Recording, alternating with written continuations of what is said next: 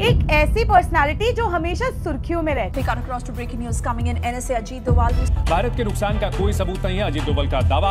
The Indian National Security Advisor Ajit Doval. National Security Advisor Ajit Doval has stated that India targeted 9 terror camps. वैसे इन्हें इनके असली नाम से ज्यादा इनके निकनेम से जाना जाता है, जैसे Indian James bond, mastermind behind surgical strikes and many more. यहाँ बात हो रही है भारत के नेशनल सिक्योरिटी एडवाइजर, एक ऐसी पर्सनालिटी जो हमेशा सुर्खियों में रहती है और इनका नाम आपने कई हेडलाइंस और न्यूज़पेपर में पढ़ा होगा। वैसे इन्हें इनके असली नाम से ज्यादा इनके निकनेम से जाना जाता है, जैसे Indian James bond, mastermind behind surgical strikes and many more. लेकिन ये सिर्फ मीडिया हाइप नहीं है, बल्कि ये नाम इनके कॉन्ट्रीब्यूशंस और अचीवमेंट्स की कहानी बयां करते हैं। शायद अब तक तो आप समझ ही गए होंगे, यहाँ बात हो रही है भारत के national security adviser Ajit Doval की।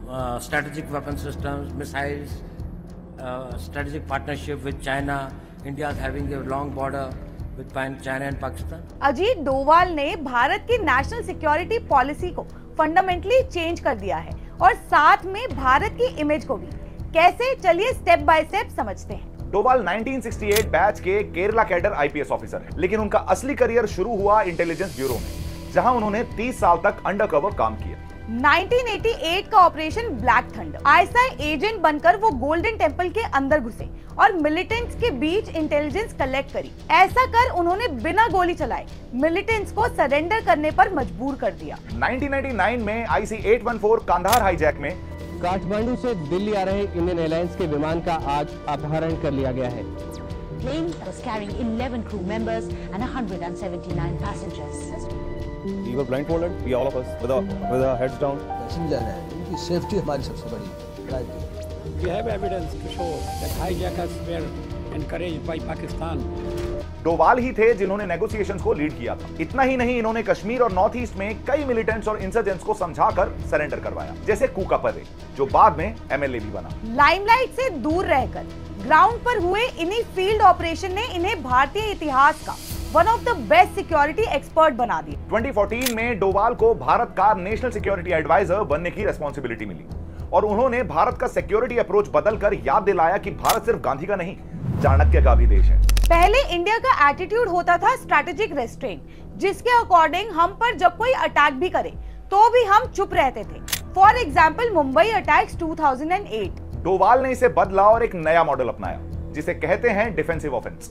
मतलब भारत पर अगर कोई अटैक करता है तो उसके घर में घुसकर बदला लिया जाएगा। For example 2015 Myanmar strikes, Manipur के एम्बुश के बाद इंडिया ने बॉर्डर क्रॉस करके NSCN खापलांग के कैंप्स को डिस्ट्रॉय किया। 2016 उरी के बाद सर्जिकल स्ट्राइक्स की, 2019 पुलवामा के बाद बालाकोट एयर स्ट्राइक की और अभी 2025 में हुआ ऑपरेशन सिंदूर, जिसमें पाकिस्तान के 11 टेरर बेसेस मिसाइल स्ट्राइक से उड़ा दिए गए। ये पहली बार था जब इंडिया ने पब्लिकली रिटेलिएट किया बिना वॉर डिक्लेयर किए। ये सब स्टेप सिर्फ सिंबॉलिक नहीं थे, इनका रियल इंपैक्ट भी हुआ। जम्मू एंड कश्मीर में टेरर अटैक 70% तक कम हुए हैं। टूरिज्म रिकॉर्ड लेवल्स पर है। 2024 में ही 2.35 करोड़ लोग कश्मीर गए। सिक्योरिटी फोर्सेस और सिविलियन डेथ्स दोनों में ही गिरावट आई है।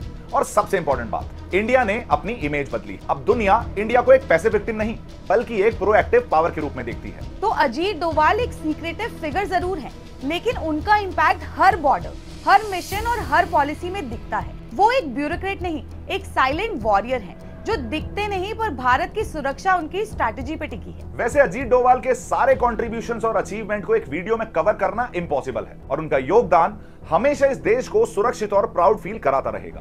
अगर आपको भी अजीत डोभाल के कॉन्ट्रीब्यूशन पर गर्व है तो वीडियो को लाइक करें, शेयर करें और चैनल को सब्सक्राइब करना ना भूलें। See you in the next video. Jai Hind, जय भारत।